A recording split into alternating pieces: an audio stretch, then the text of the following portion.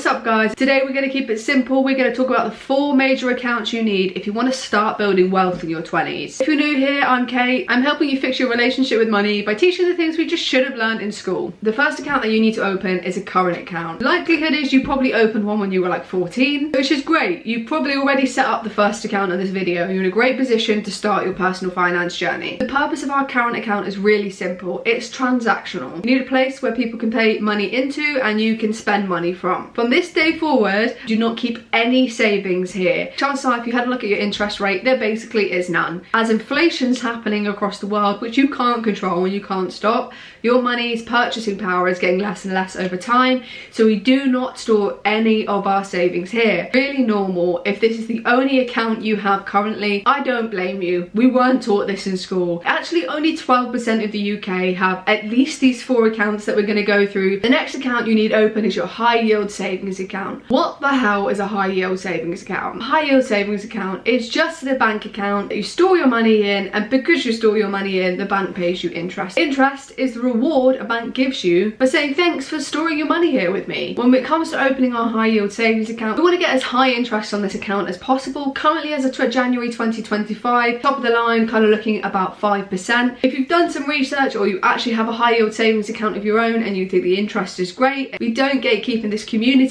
We want all of us to make as much money as possible, especially on the money that's just sat in accounts. Drop it in the comments below now so we can all earn some extra cash this year. The purpose of this account is emergency fund. A brief overview of what an emergency fund is. Essentially, the way I look at my emergency fund is my fund. When something in life financial comes up and you need to fork out a bit of money, your house gets flooded, your car breaks down, and life happens every single day, and unfortunately it's not if I'll need that pot of money, it's when. The earlier you start building this emergency fund, the more comfortable you're going to feel about your finances. The first goal to aim for your emergency fund, if you haven't got one already, is to build up £1,000 in this account that you don't need access to. It's really normal to not just have £1,000 spare laying around. If you haven't been working on your finances already, you can actually save £1,000 a lot quicker than you think by putting things like budgeting in place. Often I found that I could save £1,000 by cutting out some subscriptions that I'm not even using. We'll run through the best budgeting methods of 2025 in another video. If you already have that £1,000, the next goal you want to do, you're going to work out what your baseline expenses are for 3 months. So that is things that are non-negotiables. They're not your Netflix subscription, the new set of nails you want, the new PS5 game you want to buy. They are food,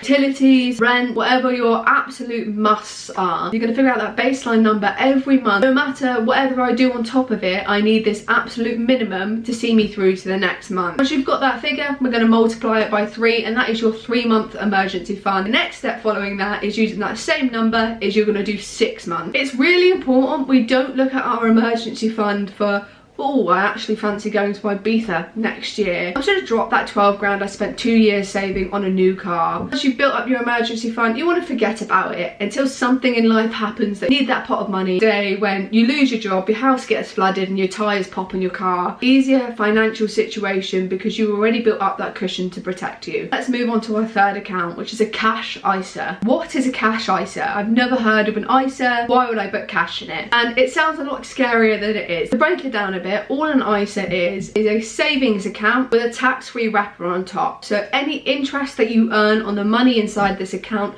cannot be touched by the tax man. You can save up to £20,000 a year across all of your accounts that are ISAs, generate and earn tax-free interest on there. The purpose of your cash ISA is going to be for your midterm goals. So if you're thinking about in the next 5 years perhaps laying down a deposit for a house, upgrading your car, even though you're working on your personal finances, it doesn't mean you have to sacrifice everything you want in your life. So we're going to use our cash ISA to save for our midterm goals. Personally, with my cash ISA, I do choose to have this money accessible to myself at any time with no withdrawal limits or penalties. So I go for variable interest rates. But there are different types out there. You've got fixed interest rates, which basically locks your money in for a year, but you'll get a certain amount of interest at the end of that year. And there's variable, which is typically access anytime, no withdrawal fee. The initial interest rate you signed up to can change on a day-to-day day-to-day, week-to-week, month-to-month, year-to-year basis. There are pros and cons to both of those accounts, which I can run through in a separate video. Let me know if that's something you're wanting to learn about, the difference between the variable and fixed rates on these ISAs, and the pros and cons that come with both of those. It really depends on your financial circumstances and when you're going to need access to this money. Currently, I am using Trading 212. It is not a sponsor of this video, just one that I have done a lot of research into, and I really enjoy the user-friendly interface. They've got great customer service and currently a really high interest rate. Again, it is variable, so the point you sign up, it might be completely different. It might be better, it might be lower. As of January 2025, their interest rate is currently at 4.9%. There is so many different types of cash ISAs out there that you can go and set up today.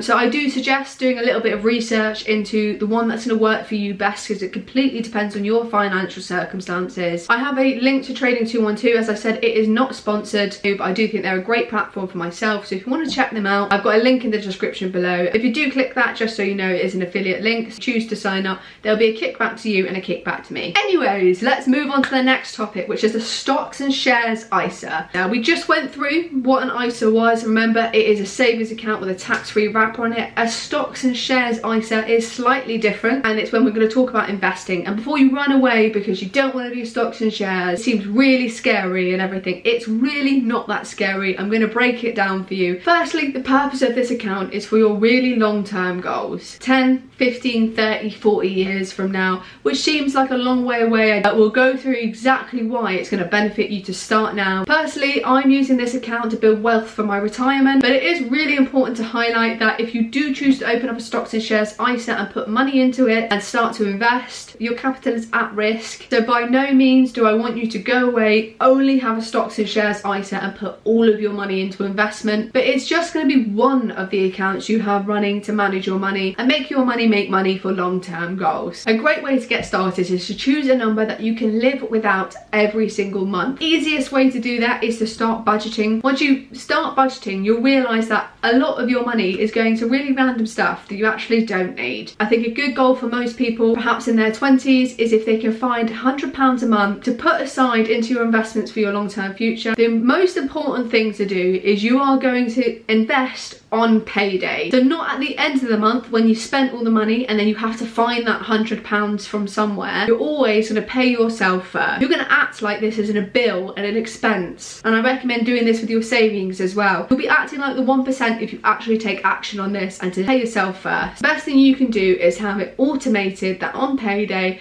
that £100 or whatever amount you see that you're comfortable to live without on a month-to-month basis is going to come out of your current account once you've been paid and be deposited automatically into your stocks and shares ISA. It then will take you about 30 seconds to go onto the app and actually invest it. Now, you actually don't really need to know that much about the stock market or be that interested in it to start your investing journey. Personally, I choose to invest into index funds. As the market goes, they're relatively low risk. The way I like to look at an index fund, it's this big basket. Inside our basket is individual companies. Invest £100 into an index fund. A small percentage is going to go to all of these different companies inside of there. It is deemed a lot lower risk than investing in individual stocks in the market. I started with the S&P 500, which is the 500 top companies in the US. And to give you some information about that specific stock and why I've chosen to invest in it, the S&P 500 for the last half century has averaged 10% annual returns. Provides that security that is a pretty low risk investment. The real rewards from investing are going to come from what Einstein quoted to be the 8th wonder of the world, something called compound interest. And understanding what compound interest is will put you ahead of so many other people your age, because the power of compound interest comes with time. The earlier you learn it, the more benefit you can get from it. So the high yield saver and the cash ISA you've just set up will be paying you interest on any money you've deposited on a year on year basis. So if you deposit £100, at the end of the year you'll get 5% interest. On year 2, if you didn't add a penny and you didn't take any money out, you'll get another £5 at the end of that year. But compounding compounding interest is different because it pays you interest on the interest you've already earned. So when you deposit that £100 and invest it, in the first year you're going to make that initial interest. So let's say it was 10% we were talking about in the S&P 500 on average. If you put in that £100, you have £110 at the end of year one. So it basically acts like normal interest in the first year. The second year rolls around, instead of £10, you'll get £11 interest this year. You've not only earned interest on the initial £100 deposit, you've also now earned 10% interest on the interest you earned last year. So you're going to make interest on the interest you've already earned. And honestly, as you're investing more and as you're adding more into these accounts, compound interest can snowball into a lot of money. Year 1 and 2, maybe you won't see the effects, but this is why it's a long-term goal account. If the markets carry on like they have been for the last 40 years, you'll be looking at major returns on your initial investments. The longer you leave it, the harder compound interest works for you and the bigger it becomes. We don't invest money that we need now, it's money we can live without. If you're actually interested in learning more about investing and compound interest, then comment 8th wonder below. I will be sure to make that video for you. So those are the 4 accounts that you need to look at opening ASAP if you don't have them open already. If you're someone who's looking to become financially responsible this year and really start to generate and build wealth in your 20s by having your money make money. Let's just reiterate, the purpose of your current account is transactional. Your high yield savings account is going to build your emergency fund. Your cash ISA was for your midterm goals, and your stocks and shares ISA was for your long-term goals. There are so many accounts out there that you could be opening, like LISAs and premium bonds. I think it's best to keep it simple, as you're probably at the beginning of your financial journey and just starting to manage your money. Personally, I would say don't spend the whole day overwhelming yourself with all of the knowledge out there. Today is just about laying your foundations and opening that first door. Let me know in the comments below what you'd like to learn about next, and until next week, you can find me on Instagram and TikTok. Don't forget to subscribe to keep learning and building your way to a financially free future. I'll see you next week.